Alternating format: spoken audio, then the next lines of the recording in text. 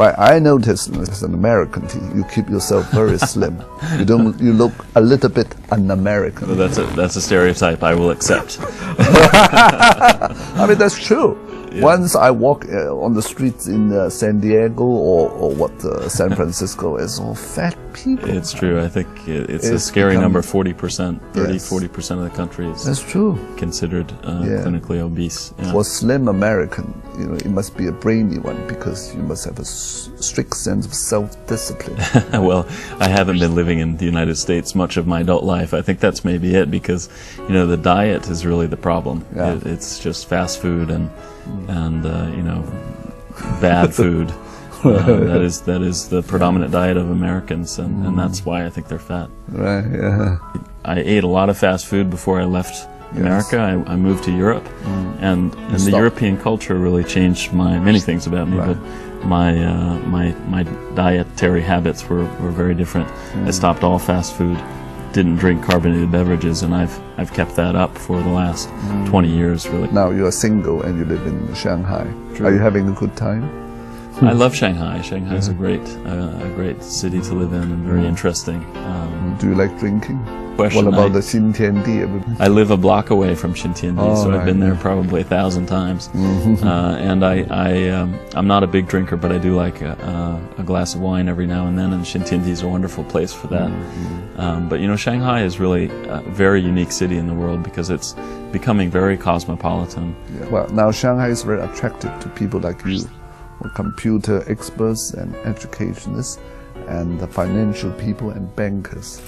Now, what do you think Shanghai should do to attract arts people, artistic people as well?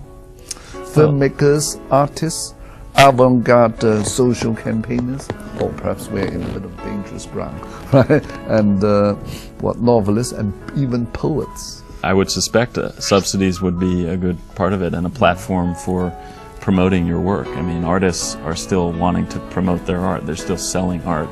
And so the more area in the city dedicated to arts projects and artists, I think the more art you'll see created.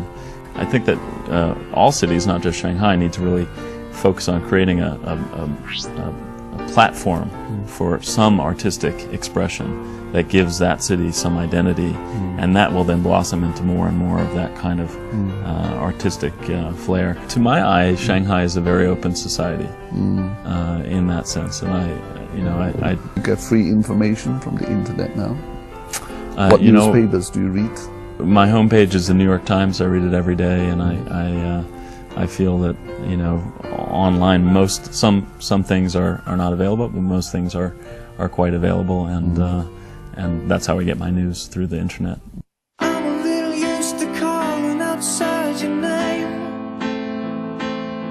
I won't see you tonight so I can keep from going insane. But I don't know enough. I get some kind of lazy day. Who would you like to say the person who influenced you most?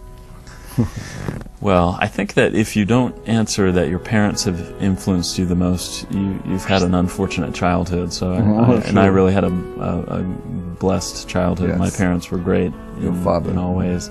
Both my father and my mother were very supportive and very good role models. Our founder, Bertil Holt, is a really incredible story. He dropped out of college and started a company with his own money, and grew it into $1 billion enterprise in 40 years without any external capital, and a completely self-made man, and really an incredible business talent. Sweden is a socialist country where, I thought people don't care about money. They're so well looked after by the government, from cradle to grave, right? It is a socialist country. You're a social democratic country. There are very few incentives for people to make money. Well, that's why the Swedish people leave Sweden. And in fact, it's a real problem for Sweden that many of the most talented business people very quickly leave the country and build their businesses elsewhere. Bertil, when he founded the company, he left Sweden within, I think, 5 years, and he kept moving the company around the world as he grew it in the world. So he's really Swedish by birth, but he's a citizen of the world, like many of us at EF, and a role model for all of us. 眼前这个冷静睿智、谈吐有趣的翩翩君子，有谁会知道他是个工作狂，曾经因为肺部积水突然昏迷4天。当他苏醒后，看到父母的担忧，对自己的人生有更沉静、更清晨的感悟。I love to play guitar, so I play guitar a little bit behind closed doors. I used to live in Hong Kong, and I hike in the beautiful hills of Hong Kong. Lantau Island. That's right. You know, the great thing about China is it's so big that there's just an infinite amount of territory to explore. So I feel like every weekend of the year I could go somewhere, be in the countryside and really see something that most of people in my country will never see, which is a gift in 2 ways. You've mentioned earlier that your mother is a person of literature, right? Have you been influenced by her? Do you like reading? I do like reading, and I like writing. And writing. I think, if I could choose another occupation, if I could choose another talent, it would be to be an author and to be a much loved novelist. I enjoy that process of writing, but I wouldn't call it my hobbies. One of my hobbies are mainly about, you know, doing things that take me out of my workspace and really calm me down. So a lot of exercise and process-driven things like cooking. I really love to cook. Though I don't have much time for it, I do. What cuisine, what do you prefer in your cooking skills? Italian, because it's simple but very good, requires fresh ingredients. But you know, I'm not a French. I'm not really a foodie. I'm not into sort of fancy food, but I like good food, and I like the process of creating food, and that's for me quite enjoyable. So, what's your future plan in China and also EF?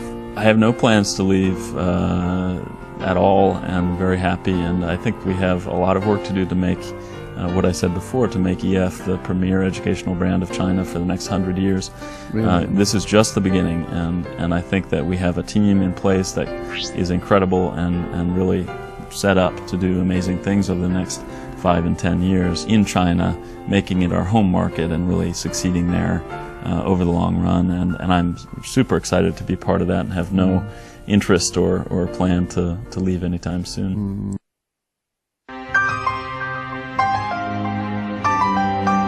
I do like reading, and I like writing.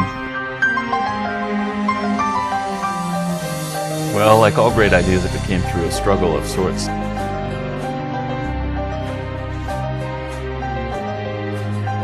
I'm waiting for Mrs. Right. Do you have any plan to remain single for a long time? And if not so, what is your ideal spouse going to be like? Well, you know, that's also a question of the day for my mother. That might not be a very appropriate question. No, it's a common question in Chinese community. Yeah, I hope not. I'm waiting for Mrs. Right. So, I mean, do you find yourself extremely popular as a single Western man who look a little bit like Gary Oldman? I think Shanghai is full of people like me. It's and Chinese cities increasingly are full of people like me, so I'm not unique. I get a lot of attention for being single and sort of having the job I have. That's unusual, but you know, I live a normal life and don't go around.